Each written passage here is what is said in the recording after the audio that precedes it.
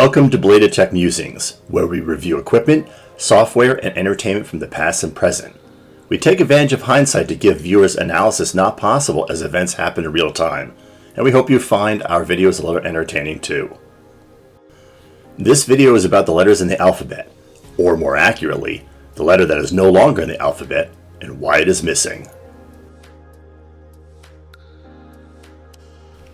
The English alphabet: clean, stately, uniform, reassuring. Its very familiarity brings comfort to the English language reader. Except this isn't the English alphabet. It is the Roman alphabet from the 3rd century BC. The Roman alphabet originally consisted of 21 letters, and for the next 18 centuries remained relatively unchanged, adding a letter here and a letter there. So by 1873 AD, the Roman, and now the English alphabet, contained 27 letters.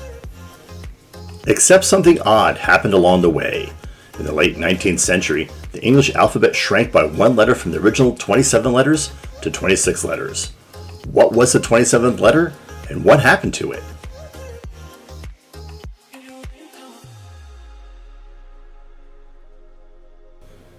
If one looks at the number row just below the function key row of the 101 key keyboard, you can see that it contains keys marked with the numbers 1 through 0.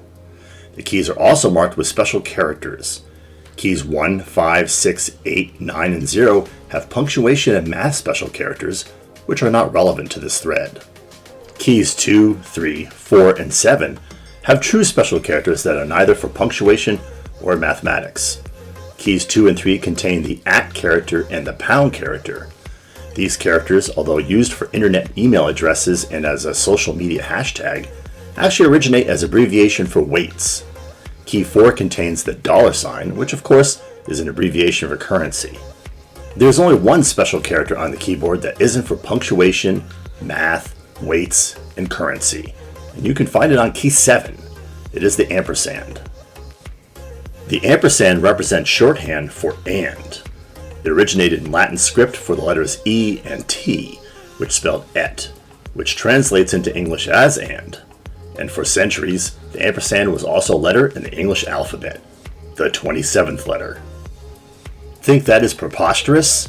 Consider this page from M.B. Moore's 1863 3rd edition primer book for young students in the University of North Carolina at Chapel Hill's Rare Books collection. The alphabet is 27 letters, with the ampersand as the 27th letter. In fact, the inclusion of the ampersand as an alphabet letter has almost a 2,000-year history and is well documented over that period. The history of the English alphabet actually starts in the 7th century BC, with the separation of the Roman alphabet from the runic alphabet of the Etruscans and the Phoenicians. The archaic Latin alphabet differed little from that of the Old Latin alphabet, in that the letter Z represented G sounds. This was changed in the 3rd century BC with the temporary elimination of the letter Z and the creation of a new letter G. The incorporation of Greece and Greek scholarship into the Roman state and culture during the 2nd and 1st centuries BC led to the adding of the letters Y and Z to represent Greek consonants not normally found in Roman writing. With these additions, the Latin alphabet remains unchanged for centuries until the collapse of the Western Roman Empire in the 5th century AD. At the same time of Rome's collapse, the English language was getting its start among the Anglo-Saxon tribes of northern Germany.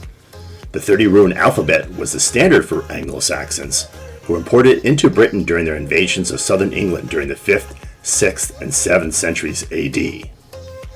Roman Catholic missionaries brought the Latin script to the Anglo-Saxons, and their pervasive influence among the educated classes meant that the runic alphabet was subsumed by the Roman one over the period of a few centuries. This influence survived the Norse invasions of the late 1st millennia, so by the 11th century, Christian monks recorded the English alphabet as a 29-letter assembly, including 23 Roman letters, 4 Anglo-Saxon letters, and 2 special characters. The 4 remaining Anglo-Saxon runes in the alphabet were Thorn, Aish, Win, and Eth. One of the special characters was And, which was a Latin script representation of and the other special character was the ampersand, which was also used for and. How and ampersand was used depended on the context and tradition. This alphabet mashup did not survive the Norman conquest of England and the Romanized French language. By the 16th century, the English alphabet reflected a purge of the old Anglo-Saxon runes and a substitution of new letters to represent those sounds, namely that of J, U, and W. The on was also eliminated in favor of the ampersand, leaving a 27-letter alphabet. Thus, the 27-letter English alphabet endured for 3 centuries, until the middle of the 19th century, when a final change was made. That is, the elimination of the ampersand from the alphabet. One can see this change in the typewriter. The first typewriter someone from the 21st century would recognize as a typewriter was the Scholes and Glidden typewriter of 1873. In the first row of keys, one can clearly see a key just for the ampersand as a letter. However, the introduction of the successful Remington No. 2 typewriter of 1878 brought about a new keyboard. A keyboard without a letter key for the ampersand. In fact, the ampersand is relegated to the shift position of the 7 key, a position that has since endured for almost 150 years. And perhaps not so coincidentally, the English alphabet shrank to 26 letters thereafter.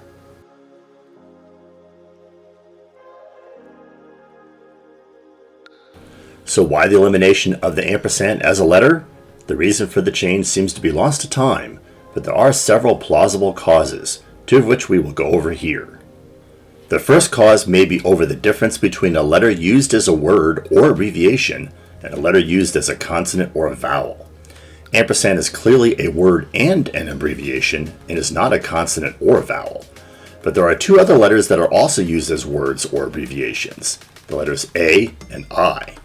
Ampersand means and, A means one, and I means me.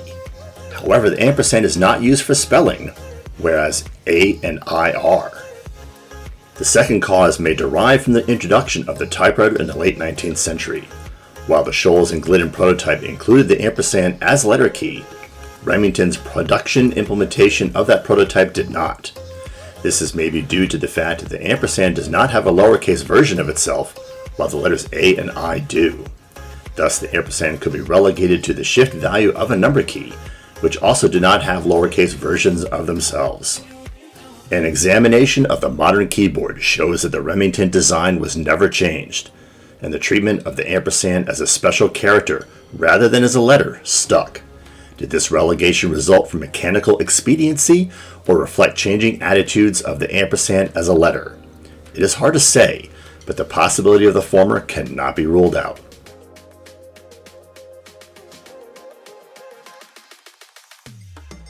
Why is the Latin ET abbreviation for and called an ampersand?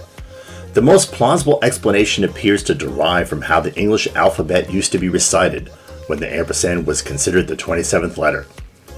School recitations of the alphabet usually ended with the recital of XYZ and the phrase and by itself and. This morphed over time into XYZ and per se and, with per se being a Latin substitution for by itself.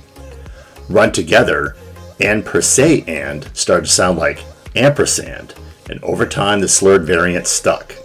The 27th letter became ampersand instead of and.